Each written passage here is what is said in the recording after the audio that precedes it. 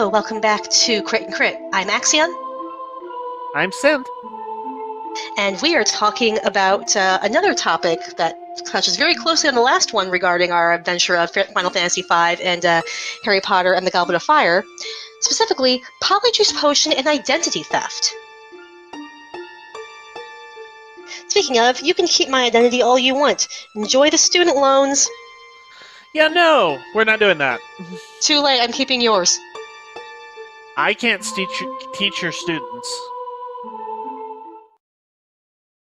You win this round.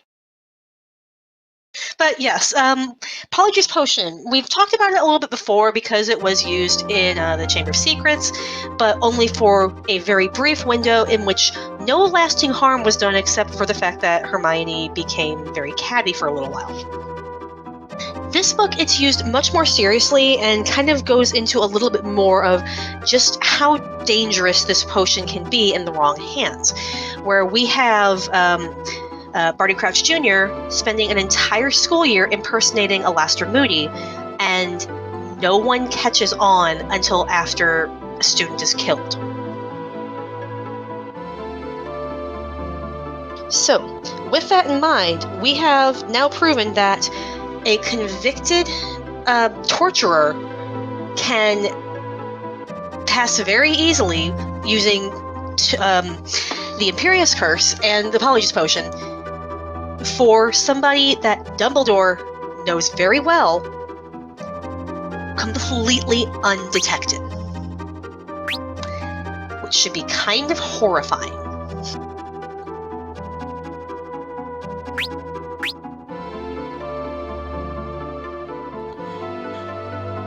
Kind of a situation that,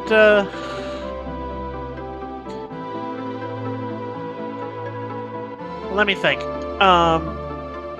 Oh, I'm all the way over there, that's why.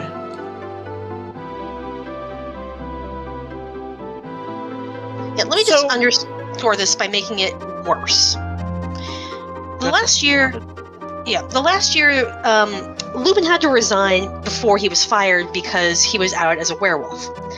He never meant any harm to the students, but there was the possibility that he could have lost control and maimed the student, which would have been, understatement of the year, bad. The year before that, there was a monster running loose in the school, and their self-determined last line of defense was a charlatan. But no students up to that point were actually in lasting mortal danger that couldn't be fixed with magic. This year there was, because one very determined criminal managed to get in just the right position to cause the most harm. And he was trying to be subtle. Considering what Dumbledore had gotten him permission to teach in class that year, it is kind of miraculous that his goal was be undetected until the moment you can use Harry to bring back Voldemort, because he could have had permission to actually torture every single student that went through his classroom doors, brainwash them into doing whatever he wanted, and possibly kill a few. So, just identity theft in the wizarding world when this kind of magic is readily accessible to almost anyone is more horrifying than in our reality.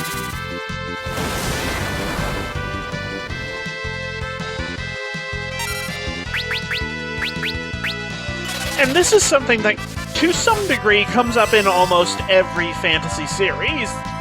I can't think of very many fantasy stories that have readily available magic that don't have some variety of shape-shifting or transformation magic. But this can actually take it a step further, though. We can also see something else introduced in this book that can get you in a lot of trouble. The Paranoia Incantatum spell, which shows the last spell a wand performed. So, Harry was almost blamed for summoning the Dark Mark because Crouch had grabbed his wand and blew it. So, if you can get Polyjuice Potion made to resemble somebody else and take their wand, you can basically leave a smoking gun that implicates them. especially if you wipe their memory so they can't tell anyone they were attacked in person, or if they're aware that you're not their heroes. So, because in the Harry Potter world, you basically need a wand to do almost all magic. I think it is mentioned in a few places that there are spells you can do without, but most wizards are helpless without their wand. Magic's not tied to you innately. It's tied to the stick that anyone can pick up. Yep, and you may have a wand that works best for you, but you can make it work. Yeah, that doesn't stop anybody else from using it. I don't know how to drive a stick shift, but I could probably get out of the driveway and make the engine cry a few times. I think I just made some people upset with that. So, yeah. We're probably going a little off the weeds from the actual story itself, but discussing the implications of things is kind of the bread and butter of literary analysis, so I'm okay with that. But, yeah, it's horrifying what Crouch was able to get away with in this book, but it could have been so much worse if the plan had shifted slightly. If he was just there to cause chaos and rally support for Voldemort, he was perfectly positioned to basically take out every wizarding student in the school. Yep. And he had basically either gotten permission or convinced a bunch of people he had permission to just do whatever.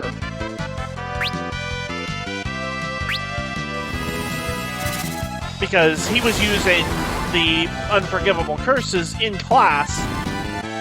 Yep. And had everyone convinced that he had Dumbledore's okay to do so. I would assume that's actually true because, we do have the magic trackers and stuff, and people will probably be able to tell if, hey, someone just used the killing curse at the school. Are we okay with that? You probably would have had people coming to investigate immediately. Do you remember, everybody found out pretty quick when there were attacks at the school with the basilisk.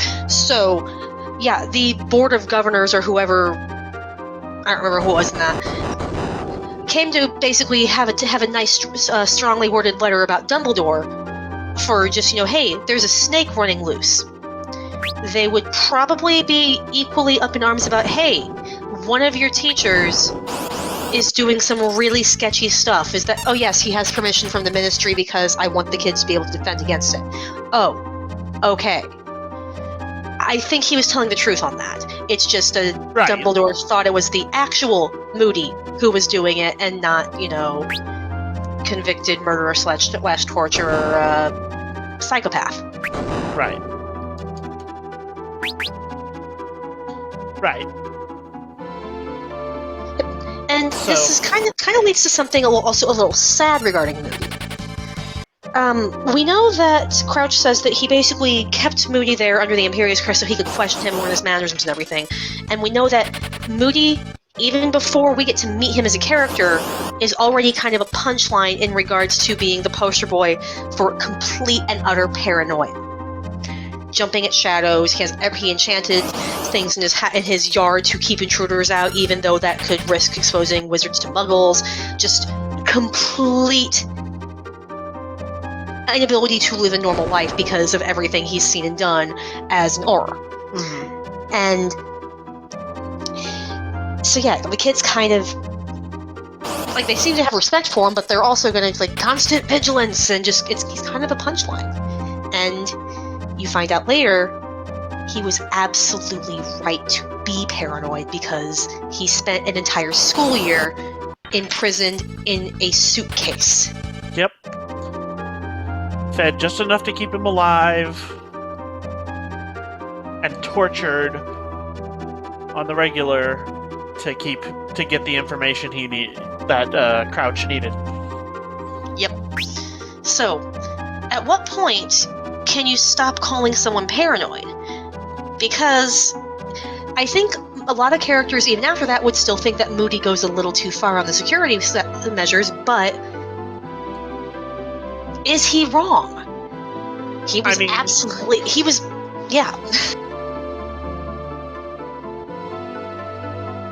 Hello, turtle.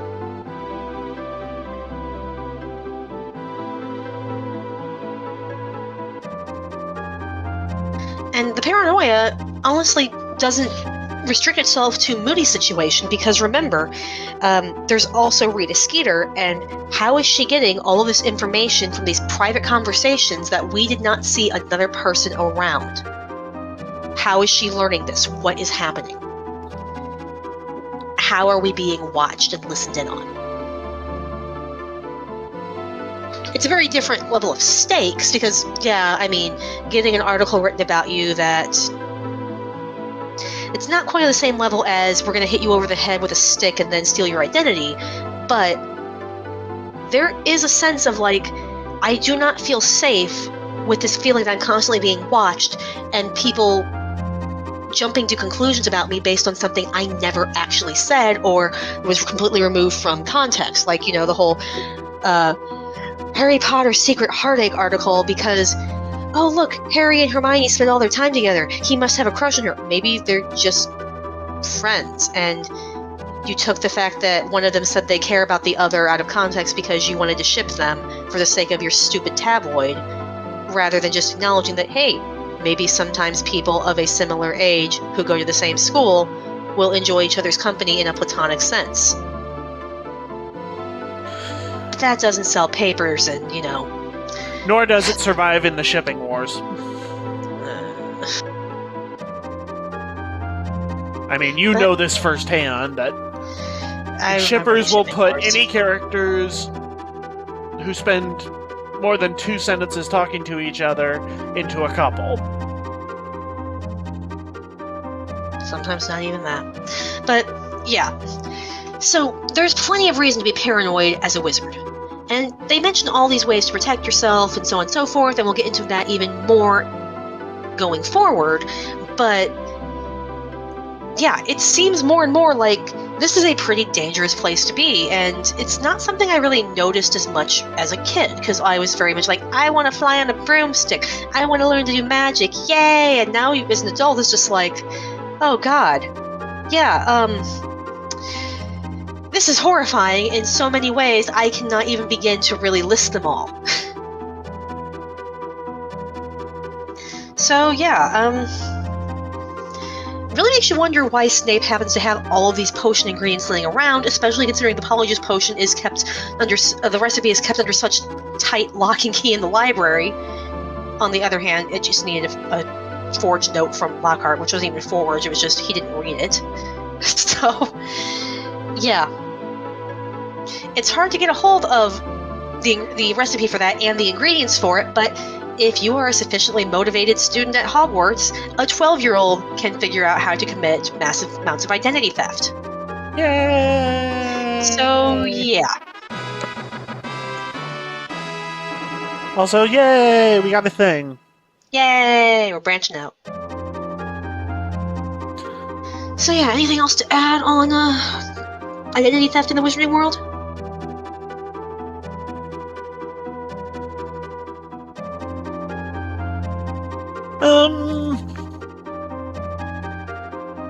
Not really at this time. Well, no, I do.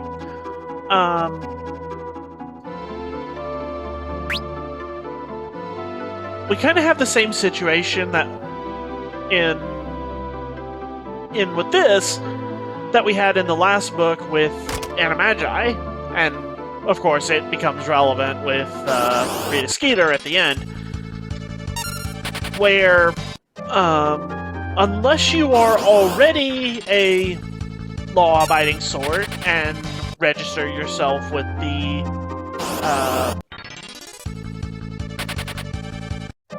the register of Animagi, nobody knows that you can turn into an animal. Nobody knows that the Marauders were Animagi, other than obviously knowing that Lupin was a werewolf. But the other three, nobody knew. Nobody knew Rita Skeeter was able to turn into a bug. And it doesn't seem like the powers that be are either interested or maybe they're just really bad at it, at dealing with unregistered animagi. We've met now 3 plus 1 who's dead. How many more are out there? How many more unregistered animagi who can turn into this or that creature that's able to just blend into society this way or that, are out there able to just chill wherever in their animal form and go completely unnoticed for who knows how long, because there's no paperwork of them being animagi. Yep. Actually, this makes me think of something. I'm legitimately surprised that the Weasley twins never tried this. I could absolutely see them having been unregistered animagi, just because it would have been funny. But, nope. No, just, sorry, random thought that just came up when you said that. I mean, it's a decent question, especially since they idolize the Marauders so much. They obviously don't know that the Marauders were animagi, but it seems like, given their adoration for them, it would have been a reasonable thing for them to have eventually done. On the other hand, canary creams. They've already turned into birds, testing them on each other. I mean, yes. But, point being, it's not just Polyjuice Potion and identity theft that is going on here. It's also just the ability to acquire very personal, very private, very secret information through larcenous means. On top of that, we've got the Polyjuice Potion, we've got the Animagi. There's one other. Invisibility cloaks. Nobody seems overly surprised among the staff of Hogwarts that know of it, that Harry Potter has an invisibility cloak. When Snape took it, he didn't say, "What is this thing? Where did this come from? How did you get your hands on it?" Blah, blah, blah, blah. He says, "It's Potter. He's using his invisibility cloak." I think Snape probably knew of it because he went to high school with James Potter, right, and Harry got it from his father. So, right, but yeah, I see your point. Point being, it's obviously not the only one in the world. When Harry gets it, Ron's like, "Oh, that's an invisibility cloak." It's not It's not this great mystery of the world. It's nobody's like, "Oh, what is that?" Or, "Oh, I've only heard of those in legends." It's, "Oh, that's cool." I'm now going to start making a point of ruining like the Christmas presents with just like a blender. I've only heard of this in legends, just to see how fast I don't get invited back to places.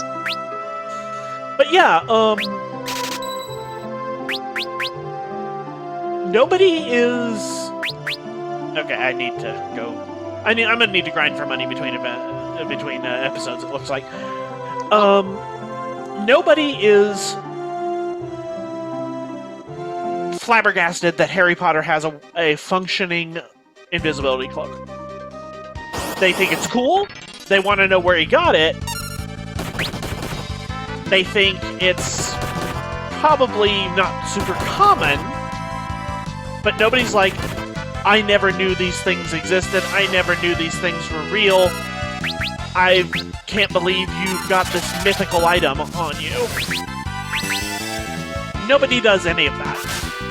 One other note for paranoia that we've touched on in past episodes, the Imperious Curse, which is actually specifically brought up as a source of paranoia by Mr. Weasley. Because with the Death Eaters using that, you didn't necessarily know if you could trust your own family because they might be mind controlled. And there's no visible sign that you're under the Imperious curse.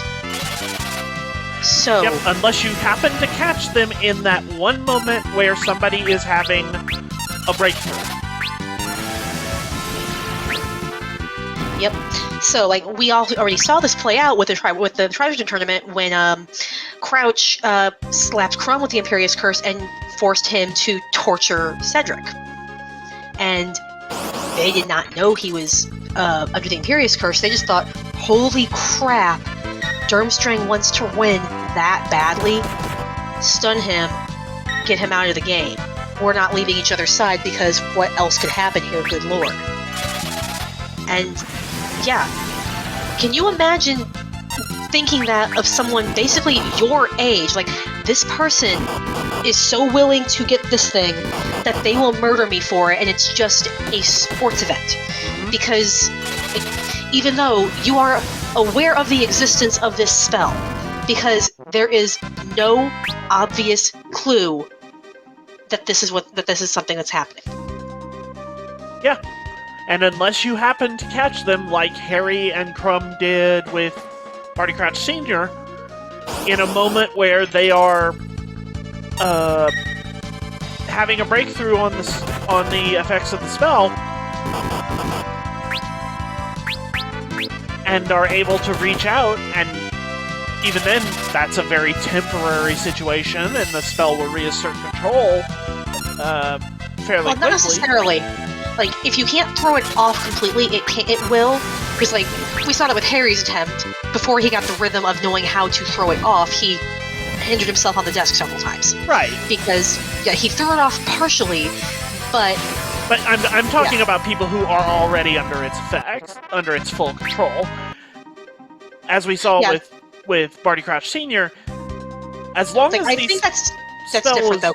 Right. So I think he had fought it off. Like, but when we saw him, he had fought it off. He was just begging for help, and he was too injured to get to the castle on his own. Well, no, because he kept slipping back into talking about Weatherby and talking about work, and he was just going back to. My bad.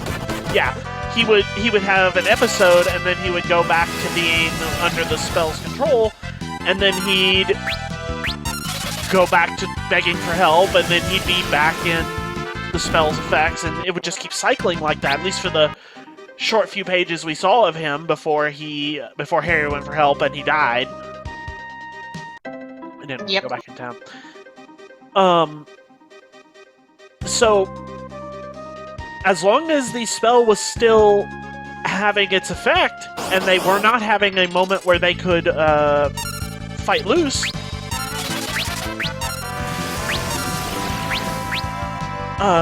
you couldn't tell if they were under its effects or not. And if you don't happen to be around when they have an episode, you're never going to know the difference. Likewise, going back to the invisibility cloak and the animagus stuff, unless you see an animagus transform, you don't know they are if they're not registered. If you don't see somebody with an invisibility cloak when they put it on or take it off, you don't know they're wearing one. Because we have yet to be shown any kind of way that these spells can be beaten other than Moody's Magical Eye. That is literally the only thing in the entire series we have seen thus far. Okay, let me rephrase that. Other than Mrs. Norris sniffing him out, and I would presume that any other animal with a decent tracking capabilities could sniff him out, because I think, if I remember correctly, did Sirius... I think he did. Sniff him out at one point? Yeah. So... You basically have to either have an animal that's capable of tracking that is well trained enough to communicate to a human that there is a hidden person here, Or you need to have Moody's magic eye.